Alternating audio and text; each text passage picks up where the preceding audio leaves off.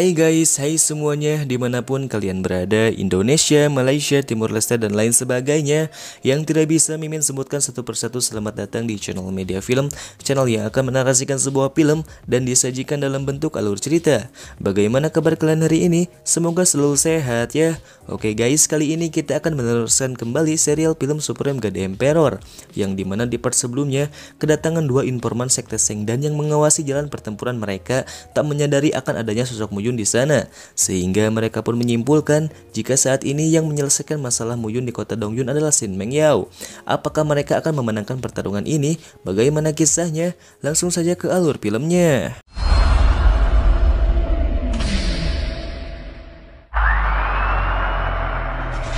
Dua utusan sekte Sengdan yang melihat pertarungan antara Shin Mengyao dan saudara ketiga Xing Peng Yang menyimpulkan jika dirinya benar-benar membantu Muyun menyelesaikan masalahnya di kota Dongyun, sehingga membuat Muyun tak kembali lagi ke sana. Namun, teman satu utusannya menepis pemikiran itu, karena kota Dongyun merupakan tempat teraman sekaligus tempat paling berbahaya saat ini. Tidak menutup kemungkinan jika Muyun akan kembali ke sana semau yang dia inginkan. Tugas mereka saat ini hanya memantau kondisi dan berusaha agar tidak diketahui keberadaannya. Meskipun kota Sengjing adalah bagian dari sekte Sengdan dan kota Dongyun bagian dari Aula Tiga Pilar, sehingga tak menutup kemungkinan jika mereka bisa menciptakan perang besarnya sendiri.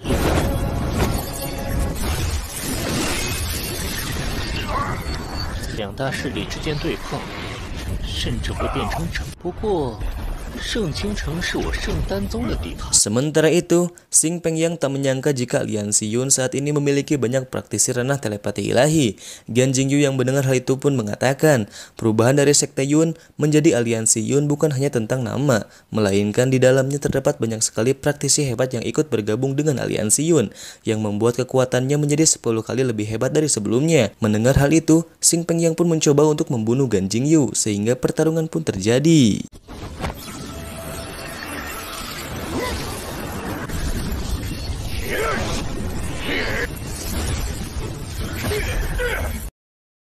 Di sisi lain, saudara Xing Peng Yang kewalahan melawan Shin Mengyao karena perbedaan kekuatan di antara mereka sangat jauh. Dia yang berusaha membalas serangan Mengyao pun bisa dengan mudah ditahan olehnya. Namun saat dirinya dihujani jarum es, disitulah akhir dari hidup adik Xing Peng Yang.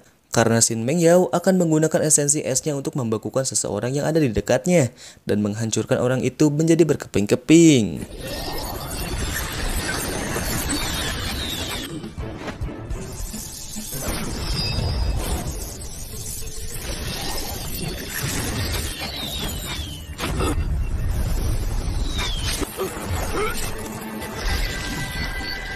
Tak hanya itu saja, Mu Dingtian pun dengan mudah dapat mengalahkan adik Xing Peng Yang.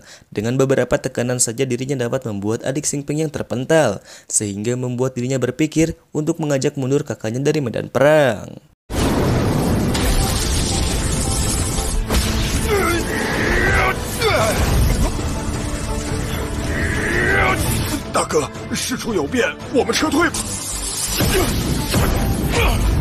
Saat dirinya memerintahkan untuk mundur, di saat itu juga dia melihat adiknya mati berkeping-keping oleh Shin Mengyao. Hal itulah yang membuat emosi Xing Peng Yang menjadi semakin memuncak, sehingga dia pun memberanikan diri untuk terus maju mentaruhkan keberuntungannya. Namun siapa sangka, kekuatan Shin Mengyao saat ini sangat mendominasi kemenangan aliansi Yun, sehingga mereka pun dipukul rata dan pergi melarikan diri.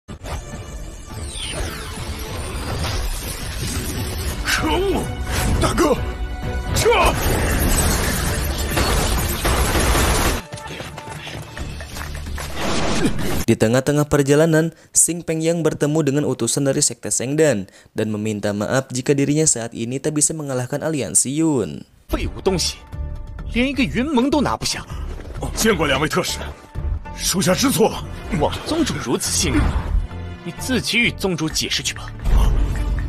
Scene pun berpindah pada Muyun, yang dimana saat ini Muyun mengatakan jika ranah dari kedua orang di depannya saat ini sudah mencapai ranah telepati ilahi tingkat 10, yang hanya satu langkah lagi untuk mereka menembus ranah nirvana dan altar jiwa. Maksud Muyun sendiri ingin membantu mereka untuk masuk menembus ke ranah tersebut. Namun Muding Tian tak berpikir jika hal itu bisa terjadi, karena untuk masuk menembus ranah nirvana diperlukan banyak sekali batu roh, harta surgawi dan harta bumi, sehingga dia berpikir jika saat ini hal itu takkan terjadi. Muyun yang mendengar hal itu pun sontak saja mengingatkan tentang harta yang Muyun kuras habis di dalam gua 10.000 hantu. Mendengar hal itu, Muding Tian dan Gan Jinggyu pun terkejut sehingga harapan mereka untuk masuk ke altar jiwa bisa tercapai. 宝贝，我想足够你们2人铸造魂坛了。都被你拿走了。你们就放心在此凝练魂坛吧。 Keesokan harinya, Muyun bertemu dengan Li Zelian. Maksud Li Zelian sendiri menemui Muyun untuk menyampaikan sebuah informasi tentang adanya api surgawi baru di pusat benua Zhongzhou. Api tersebut terletak di dalam jurang yang dipenuhi dengan hewan iblis, yang dimana kekuatannya setara dengan ranah nirvana, sehingga ada 4 kekuatan besar yang ada di sekitar jurang iblis tersebut, yang dimaksudkan untuk menahan kekuatan dari dalam tempat itu. Lantas Muyun pun menanyakan respon 8 kekuatan utama terhadap hal ini. Li Zelian pun menjawab jika sekte Sengdan saja kehilangan muka karena kekalahannya menaklukkan jurang iblis tersebut, dan beberapa kekuatan utama lainnya mengandalkan Kabupaten Dengtian dari sektor kekuatan. Mendengar hal itu, Muyun pun akan masuk dan berpartisipasi. Sebelum Jelin pergi, dia menyampaikan kalau ibu Wang Xinye akan ikut serta dalam hal ini. Muyun yang merasa jika itu hal rumit pun lantas tertidur, dan di alam bawah sadarnya, Muyun ditemui oleh seseorang yang mengatakan jika dia adalah awal yang absolut, dengan tercipta awalnya langit dan bumi. Mendengar hal itu, Muyun pun langsung terbangun dari tidurnya, dan mengatakan jika besok mereka bertiga harus menemui aula 3 pilar. Taichu,看来 Keesokan harinya, Patriark Wang memberikan informasi pada Muyun jika api surgawi akan segera hadir dan hal itu akan melibatkan beberapa tempat di jurang iblis, entah itu manusia ataupun iblis. Mendengar hal itu, Muyun pun mengerti dengan kekuatan api tersebut. Jika manusia bisa mendapatkannya, dirinya akan memulai langkah besar dengan kekuatan yang tidak main-main, yang bisa jadi hal itu merupakan jalannya menuju langit.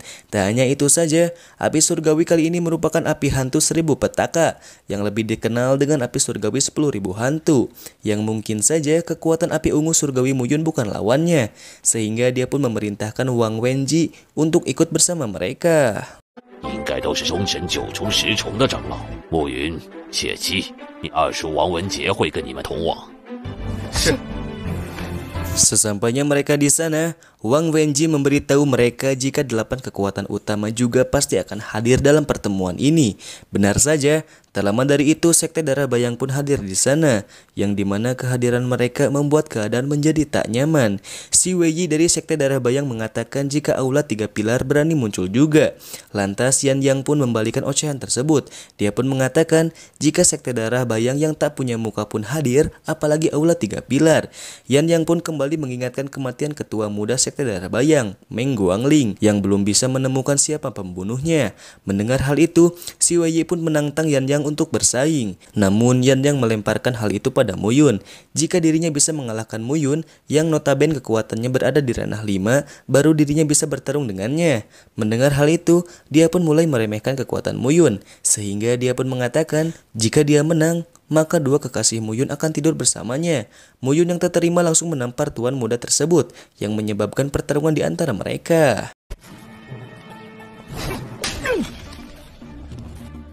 找死！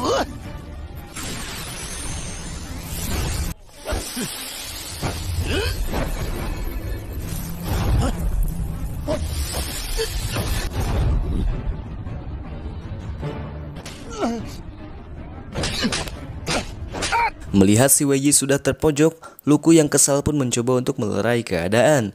Muyun yang melihat hal itu langsung menyudahi pertarungannya dengan si Weiyi. Tak lama dari itu, Sen Shinrui pun datang sembari mengatakan, mengapa Luku marah terhadapnya? karena sudah jelas si Wei bukanlah tandingan Muyun. Li Zelin yang melihat anak Seng Wuyi hadir pun memberitahu mereka jika dia dikabarkan merupakan seorang jenius alkemis bintang 8. Yang Dian pun terkejut mendengar hal itu. Namun Xinye memberitahu jika Muyun merupakan alkemis bintang 9 dan juga dirinya pernah menyempurnakan artefak senjata bumi kelas rendah. Mendengar hal itu, sontak saja dia pun terkejut dibuatnya karena dengan umur Muyun yang masih muda, dirinya bisa menguasai banyak kekuatan. 暮云当初还曾炼制一柄下品，炼制了一枚9品丹药。我的天，这暮云简直是妖孽呀！下品地系师9星炼丹师，比圣公子还要厉害呀！ Sementara itu, Putian menanyakan ketibaan Muyun di kota Puyu. Dia memerintahkan para prajuritnya untuk memanggil Muyun dan menjaga identitasnya. Jika ada sesuatu yang terjadi padanya, maka nyawa prajurit itu adalah taruhannya. Setelah mereka pergi, seseorang misterius pun menghampiri Deng Tian dan mengatakan jika api surgawi ini merupakan api 10.000 hantu yang diharapkan takkan ada masalah dengan kemunculannya, dan juga dia memerintahkan untuk tidak ikut campur dalam perebutan api tersebut. Jika mereka menemukan seseorang dengan ranah nirvana dari 8 sekte utama, maka mereka bertugas untuk membunuhnya. Fu Tian yang penuh kesiapan pun akan memenuhi tugasnya kali ini. Namun dia sendiri bingung karena kompetisi pemurnian pil akan segera dimulai. 倘若有8大宗门，其他涅槃此番你们4人万不可参与斗。遵命。 Xin pun berpindah pada Muyun, yang dimana kompetisi pemurnian pil dan artefak bumi akan diadakan esok hari. Hadirnya kompetisi ini disebabkan karena Putian memiliki informasi penting mengenai jurang iblis, dan dia pun mengadakan kompetisi agar dirinya bisa meraup sejumlah uang yang ditukar dengan informasi miliknya. Muyun yang tak tertarik pun mengabaikan hal itu, karena dia tahu jika takkan ada yang kalah dalam kompetisi ini, dan informasi tersebut takkan diberikan oleh Putian pada siapapun. Xinye yang mendengar hal itu terpukau dengan pemikiran panjang mereka. 还是你们想的深远。 Tak lama dari itu, Lin Xianyu pun datang menemui Muyun. Dengan kedatangannya, dia membawa 2 informasi penting. Yang pertama, dia membawa informasi tentang kompetisi. Namun Muyun tak tertarik akan informasi tersebut. Dia pun mengatakan informasi yang kedua tentang jurang iblis dan api surgawi, yang dimana monster di dalam jurang tersebut saat ini sedang agresif dan saling membunuh. Sampai-sampai kekuatan monster tersebut ada yang setara dengan ranah nirvana. Mendengar hal itu, Muyun meminta Xianyu untuk mendalami tentang 4 kekuatan utama di Zhongzhou. 这4大势力想要搞什么鬼？即日继续探查，有什么情况立即向我反映。 Beberapa saat kemudian, prajurit Putian datang menghampiri Muyun. Dia pun menyampaikan perintah Putian untuk mengundang Muyun ke kediamannya. Mendengar hal itu, dia pun pergi dari sana dan menitip pesan jika terjadi apa-apa, maka Putianlah penyebabnya. 无妨，我去看一看。你们也知道是登天府干的。 Sesampainya Muyun di kediamannya, Putian memberikan informasi yang cukup penting bagi Muyun, yang dimana informasi tersebut berisi tentang jurang iblis. Karena faktanya, monster yang ada di dalam jurang tersebut merupakan binatang roh pada umumnya. Namun mereka terinfeksi dengan api surgawi 10.000 hantu, yang menyebabkan kenaikan kekuatan secara drastis yang dirasakan oleh hewan tersebut. Dia pun memberitahu jika Muyun tak ingin diserang oleh makhluk tersebut, Muyun jangan pernah mengusik kediaman mereka. Muyun yang heran pun menanyakan respon positif terhadap Putian. Mengapa informasi penting ini dia berikan pada Muyun? Dia pun menjawab karena Putian bukan satu-satunya orang yang meragukan kekuatan dan identitas Muyun. 8 kekuatan utama akan melakukan apapun demi mendapatkan api tersebut. Setelah Muyun pulang dari kediaman Putian, Xinye mengatakan jika 4 kekuatan utama akan mulai masuk ke dalam jurang iblis 3 hari lagi. Shen Xinrui dan Xi Jingtian pasti akan menjadi pusat perhatian. Mendengar hal itu, Xing Mengyao pun menyuruh Muyun untuk berhati-hati dalam hal ini, karena ibu Xinye akan mengawasi Muyun. Dia yang terheran pun tak bisa berbuat banyak. Dia pun mengatakan selama mereka ada di dalam jurang, mereka harus bisa menjaga dirinya sendiri. Jika mereka baik-baik saja, maka takkan ada yang bisa menangkap Muyun.